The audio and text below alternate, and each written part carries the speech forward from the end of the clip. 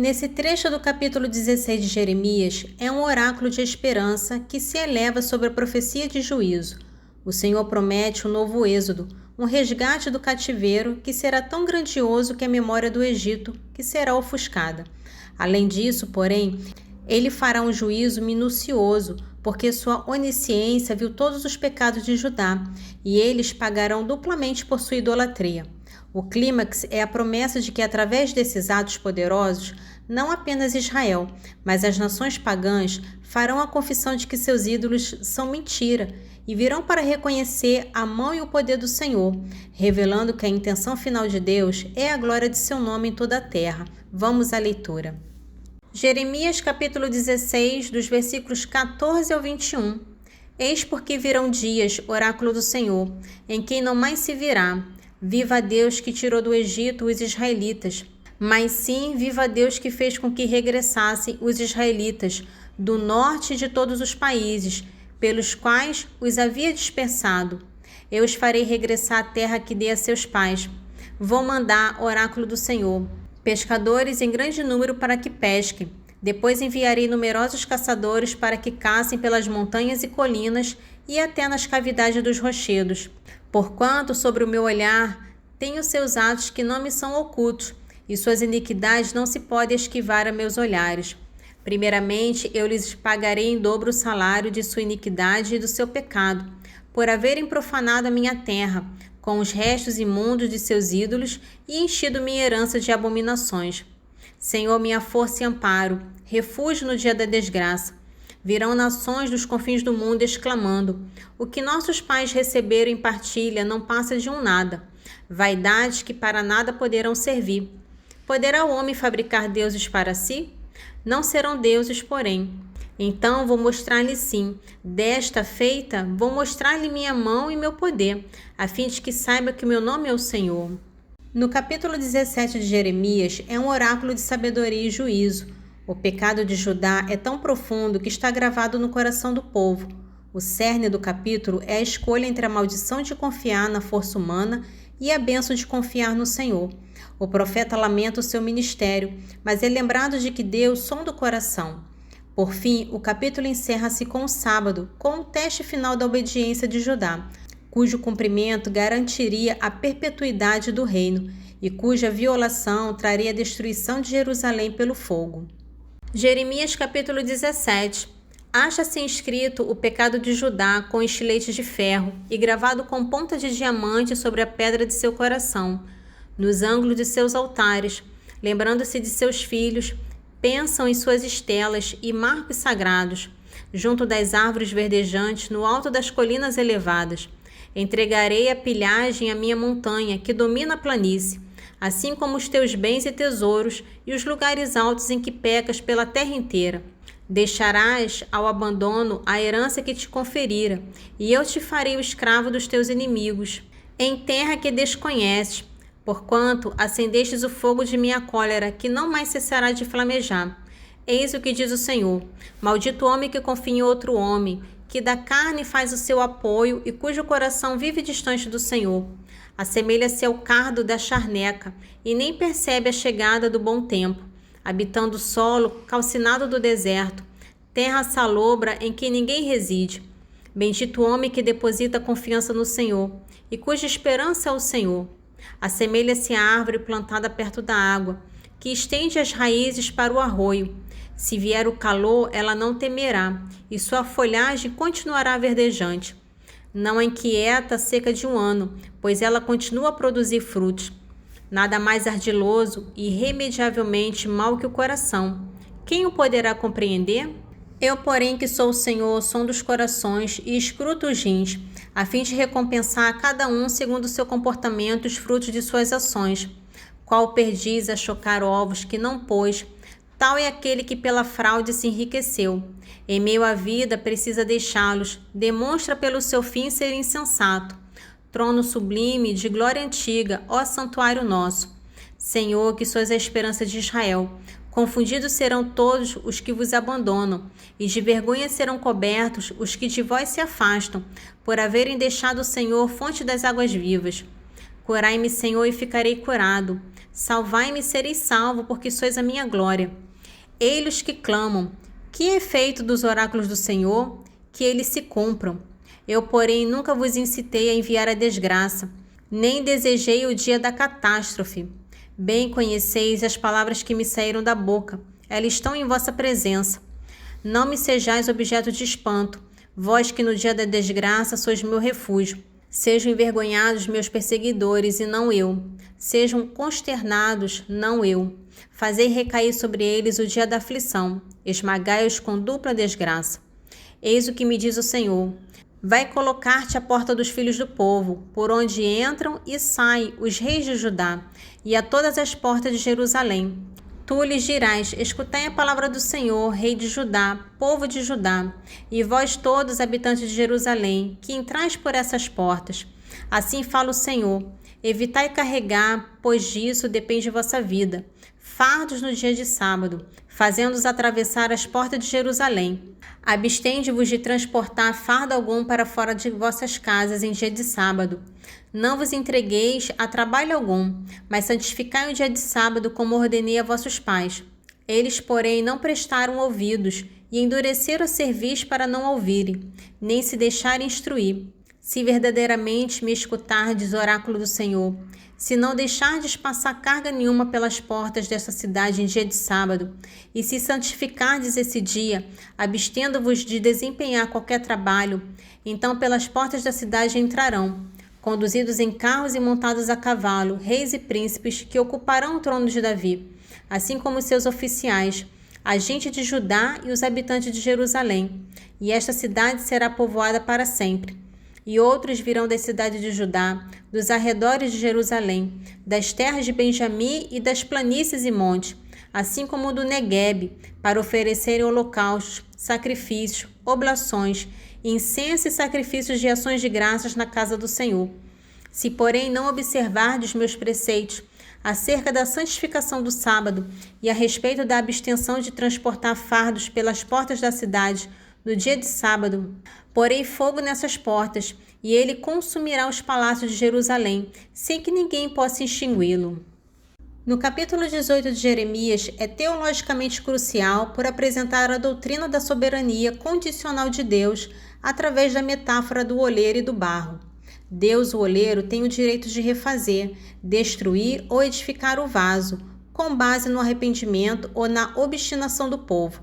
Contudo, Judá escolhe a obstinação. O capítulo culmina na quarta conspiração contra a vida do profeta e em sua oração de imprecação, onde ele pede que o juízo divino que ele tanto pregou recaia sobre seus inimigos como vingança por sua perseguição. Jeremias capítulo 18. Foi dirigida a Jeremias a palavra do Senhor nesses termos: vai e desce à casa do oleiro, e ali te farei ouvir minha palavra. Desci então à casa do oleiro e o encontrei ocupado a trabalhar no trono. Quando o vaso que estava a modelar não lhe saía bem, como costuma acontecer nos trabalhos de cerâmica, punha-se a trabalhar em outra sua maneira. Foi esta então a linguagem do Senhor: casa de Israel, não poderei fazer de vós o que faz esse oleiro, oráculo do Senhor. O que é argila em suas mãos, assim sois vós nas minhas, casa de Israel. Ora, anuncio a uma nação, a um reino, que vou arrancá-lo e destruí-lo. Mas se essa nação contra a qual me pronunciei se afastar do mal que cometeu, arrependo-me da punição com que resolvera castigá-la. Outras vezes, em relação ao povo ou reino, resolvo edificá-lo e plantá-lo. Se, porém, tal nação proceder mal diante de meus olhos e não escutar minha palavra, recuarei do bem que lhe decidira fazer. Assim, portanto, dirige-te agora nesses termos à gente de Judá e aos habitantes de Jerusalém. Eis o que diz o Senhor: nutro o desígnio de lançar-vos uma desgraça. Tenciono um projeto contra vós. Voltai todos, portanto, do mau caminho. Emendai vosso proceder e vossos atos. É inútil, responderão eles. Seguiremos nossas ideias e cada um de nós agirá de acordo com as más inclinações de seu coração obstinado. Eis porque assim fala o Senhor: interrogai as nações pagãs. Quem jamais ouviu semelhante coisa? Foi perversidade sem nome acometida pela Virgem de Israel. Acaso será abandonado o rochedo que domina a planície pela neve do Líbano? E se esgotarão as águas fluentes? que frescas correm das montanhas? No entanto, meu povo me esqueceu. Incensa ídolos quiméricos, que o fazem tropeçar pelo caminho, o caminho de outrora, conduzindo por veredas tortuosas de caminhos não trilhados. A um deserto será reduzida a terra, objeto de perpétuo assobio, e o que por ele passar, estupefato, meneará a cabeça. À semelhança do vento de leste, eu o dispersarei ante seus inimigos, e lhe voltarei as costas e não a face no dia da desgraça. Vinde, disseram então, e tramemos uma conspiração contra Jeremias. Por falta de um sacerdote não perecerá a lei, nem pela falta de um sábio, o conselho, ou pela falta de um profeta, a palavra divina. Vinde e firamo-lo com a língua, não lhe demos ouvido às palavras. Senhor, ouvi-me, escutai o que dizem meus inimigos. É assim que pagam bem com o mal? Abre uma cova para atentar-me contra a vida. Lembrai-vos de que antes vós me apresentei, a fim de por eles interceder e deles afastar a vossa cólera. Assim entregar-lhes os filhos à fome, e a eles próprios a fio de espada. Percam suas mulheres, os filhos e maridos. Morram os homens pela peste, e os jovens caiam sobre a espada nos combates. Quando de súbito sobre eles lançardes hordas armadas, ouça-se os clamores partidos de suas casas, já que cavaram uma fossa para prender-me e armaram laços a meus pés. Vós, porém, Senhor, que bem conheceis suas conspirações de morte contra mim, não lhes perdoeis tal iniquidade. Que a vossos olhos o seu pecado permaneça indelével e caiam diante de vós. Agi contra eles no dia de vossa cólera. Continuando o capítulo 1 de Colossenses, funciona como um poderoso prólogo. Começa com a ação de graças pela fé, amor e esperança dos colossenses, fruto do evangelho universalmente frutífero que lhes foi transmitido por Epafra. A oração se concentra na busca pelo conhecimento da sua vontade, para que possam viver de modo digno e frutífero. A sessão culmina com a declaração do poder de Deus para resgatar o cristão da autoridade das trevas e transportá-lo para o reino do Filho, onde há perdão dos pecados. Colossenses capítulo 1, dos versículos 1 ao 14. Paulo, apóstolo de Jesus Cristo, pela vontade de Deus, e o irmão Timóteo, aos irmãos em Cristo, santos e fiéis de Colossos, a vós graça e paz da parte de Deus, nosso Pai. Nas contínuas orações que por vós fazemos, damos graças a Deus, Pai de nosso Senhor Jesus Cristo, porque temos ouvido falar da vossa fé em Jesus Cristo e da vossa caridade com os irmãos, em vista da esperança que vos está reservada nos céus, esperança que vos foi transmitida pela pregação da verdade do Evangelho, que chegou até vós, assim como toma incremento no mundo inteiro e produz frutos sempre mais abundantes. É o que acontece entre vós, desde o dia em que ouvistes anunciar a graça de Deus e verdadeiramente a conheceste, pela pregação de Epafras, nosso muito amado companheiro no ministério. Ele nos ajuda como fiel ministro de Cristo. Foi ele que nos informou do amor com que o Espírito vos anima.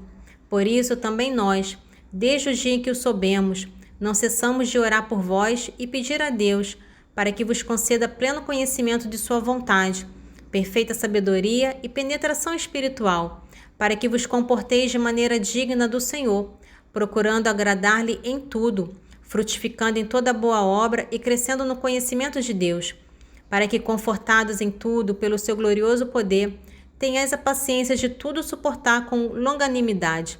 Sede contentes e agradecidos ao Pai, que vos fez dignos de participar da herança dos santos na luz. Ele nos arrancou do poder das trevas e nos introduziu no reino de seu Filho muito amado, no qual temos a redenção, a remissão dos pecados. Nesse trecho do Salmo 105, narra a rápida decadência espiritual de Israel no deserto. O povo demonstrou um esquecimento e uma falta de confiança que o levaram à cobiça por comida e em seguida a inveja e rebelião aberta contra Moisés e Arão.